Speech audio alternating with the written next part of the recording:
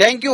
ನಾನು ಮೈಲಾರಪೇಟ ಬೆಳಗಾವಿಯ ಜಿಲ್ಲಾ ವರದಿಗಾರ. ಪ್ರಮುಖವಾಗಿ ನಮ್ಮ ಜಿಲ್ಲೆಯಲ್ಲಿ ಇರುವಂತಹ ನದಿಗಳು ಎಷ್ಟು ಸುರಕ್ಷಿತ, ನಾವು ಕುಡಿಯುವಂತಹ ನದಿಗಳ ನೀರು ಎಷ್ಟು ಸುರಕ್ಷಿತ ಅನ್ನೋದ್ರ ಬಗ್ಗೆ ರಿಪಬ್ಲಿಕ್ ಕನ್ನಡ ಒಂದು ಮೆಗಾ ಅಭಿಯಾನವನ್ನ ಮಾಡ್ತಿರುವಂತದ್ದು. ಸದ್ಯ ನಾನಿರುವಂತಹ ಸ್ಥಳ ಮಾರ್ಕಂಡ ನದಿ ತಟದಲ್ಲಿ ಇರುವಂತದ್ದು ಗಮನಿಸಬಹುದು. ಸದ್ಯ ಈಗ ಮಳೆ ಆಗಿರುವಂತದ್ದು. ಮಳೆ ಆದ್ರೂ ಕೂಡ ನದಿ ಯಾವ ರೀತಿ ಇದೆ ಅನ್ನೋದನ್ನ ತೋರಿಸುವಂತ ಕೆಲಸ ಮಾಡ್ತೇನೆ. ಜೊತೆಗೆ ಬೆಳಗಾವಿ ಜಿಲ್ಲೆಯಲ್ಲಿ ಇರುವಂತಹ ನದಿಗಳ ಮಟ್ಟ ಅಂದ್ರೆ ಗುಣಮಟ್ಟ ಯಾವ ರೀತಿ ಅನ್ನೋದನ್ನ ವಿವರಿಸ್ತಾ ಹೋಗ್ತಾನೆ. ಸದ್ಯ ಈಗ ಮಳೆ ಆಗ್ತಿರೋದ್ರಿಂದ ನದಿಯ ನೀರಿನ ಗುಣಮಟ್ಟ ಬಿ ಗ್ರೇಡ್ ನಲ್ಲಿ ಇದೆ ಅನ್ನೋ ಒಂದು ಮಾತನ್ನ ಕೂಡ ಅಧಿಕಾರಿಗಳು ಸದ್ಯ ಇರುವಂತದ್ದು. ಆದ್ರೆ ಬೆಳಗಾವಿ ಜಿಲ್ಲೆಯಲ್ಲಿ ಇರುವಂತಹ ಪ್ರಮುಖ ನದಿಗಳು ಅಂದ್ರೆ ಕೃಷ್ಣ ಇರಬಹುದು, ಘಟ್ಟಪ್ರಭಾ ಇರಬಹುದು, ಮಲ್ಲಪ್ರಭಾ ಇರಬಹುದು, ಮಾರ್ಕಂಡ ಇರಬಹುದು, ಹಿರಣ್ಯಕೇಶಿ ಇರಬಹುದು, ಜೊತೆಗೆ ವೇದಗಂಗಾ, ದೂದ್ಗಂಗಾ, ಈ ಎಲ್ಲ ನದಿಗಳು ಕೂಡ ಈಗ ಸದ್ಯ ಮಲಿನ ಆಗ್ತಾ ಇದ್ದಾವೆ. ಆದ್ರೂ ಕೂಡ ನಮ್ಮಿಂದ ನಮ್ಮ ಕೈಯಾರ ನಾವೇ ಈ ಒಂದು ನದಿಗಳನ್ನ ಕೊಲ್ತಾ ಇದ್ದೇವೆ ಅನ್ನೋದನ್ನ ಕೂಡ ಇಲ್ಲಿ ಸೂಚ್ಯವಾಗಿ ಹೇಳ್ಬೇಕಾಗತ್ತೆ. ಪ್ರಮುಖವಾಗಿ ನಾವು ಪೂಜೆ ಮಾಡುವಂತ ಪೂಜಾ ಸಾಮಗ್ರಿಗಳಿರ್ಬೋದು, ಜೊತೆಗೆ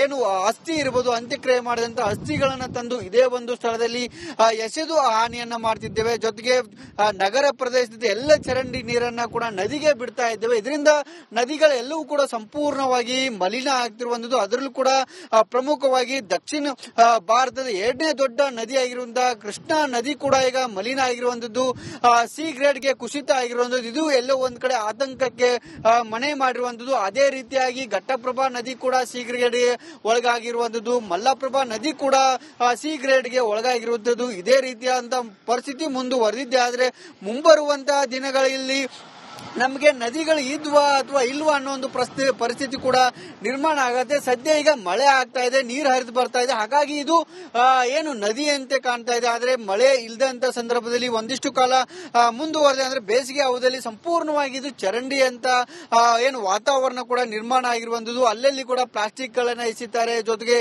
ತೆಂಗಿನಕಾಯಿ ಇರ್ಬೋದು, ಫೋಟೋಗಳನ್ನ ಇರ್ಬೋದು, ದೇವರ ವಿಗ್ರಹಗಳನ್ನ ಕೂಡ ಇಲ್ಲಿ ಎಸೆದು ಸಂಪೂರ್ಣವಾಗಿ ನದಿಗಳನ್ನ ಮಲಿನ ಮಾಡುವಂತ ಕೆಲಸವನ್ನ ಕೂಡ ಇಲ್ಲಿ ಮಾಡಲಾಗುತ್ತೆ. ಪ್ರಮುಖವಾಗಿ ನಾನು ಹೇಳ್ಬೇಕಂದ್ರೆ ಈಗ ಕೃಷ್ಣಾ ನದಿ ಅಂದ್ರೆ ದಕ್ಷಿಣ ಭಾರತದ ಅತಿ ದೊಡ್ಡ ನದಿ ಕೂಡ ಈಗ ಮಲಿನ ಆಗಿರುವಂತದ್ದು. ಮಹಾರಾಷ್ಟ್ರದ ಮಹಾಬಲೇಶ್ವರದಲ್ಲಿ ಉಗಮ ಆಗುವಂತ ಈ ಒಂದು ನದಿ ಮಹಾರಾಷ್ಟ್ರ ಇರಬಹುದು, ತೆಲಂಗಾಣ ಇರಬಹುದು, ಕರ್ನಾಟಕ ಇರಬಹುದು, ಆಂಧ್ರ ಪ್ರದೇಶದಿಂದ ಏನು ಬಂಗಾಳ ಏನು ಕೊಲ್ಲಿಗೆ ಹೋಗಿ ಸೇರುತ್ತೆ. ಸುಮಾರು 1400 ಕಿಲೋಮೀಟರ್ ಉದ್ದ ಹರಿಯುವಂತ ಈ ಒಂದು ನದಿ ಸುಮಾರು ಕರ್ನಾಟಕದಲ್ಲೇ 480 ಕಿಲೋಮೀಟರ್ ಉದ್ದದ ವಿಸ್ತಾರವನ್ನು ಹೊಂದಿರುವಂತದ್ದು. ಸುಮಾರು 45 ನದಿಗಳನ್ನು ಉಪನದಿಯಾಗಿ ಕೂಡ ಈ ಒಂದು ನದಿಗೆ ಇರುವಂತದ್ದು. ಹಾಗಾಗಿ ಈ ಎಲ್ಲ ವಿಸ್ತಾರದಲ್ಲಿ ಸಾಕಷ್ಟು ಜನರ ಜೀವನಾಡಿ ಆಗಿರುವಂತದ್ದು. ಸಾಕಷ್ಟು ಜನರು ಕೂಡ ಕುಡಿಯೋದಕ್ಕೆ ಉಪಯೋಗ ಮಾಡ್ತಾರೆ, ಜೊತೆಗೆ ಬಳಕೆಯನ್ನ ಮಾಡ್ತಾರೆ. ಹಾಗಾಗಿ ನದಿಗಳನ್ನ ಕೂಡ ಏನು ಇಲ್ಲಿ ನಾವಾಗಿ ಹಾನಿಯನ್ನ ಮಾಡ್ತಿದ್ದೀವಿ. ಆದ್ರೆ ಸರ್ಕಾರಗಳು ಏನ್ ಮಾಡ್ತಾ ಇದ್ದಾವೆ ಅನ್ನೋ ಪ್ರಶ್ನೆ ಕೂಡ ಇಲ್ಲಿ ಇರುವಂತದ್ದು.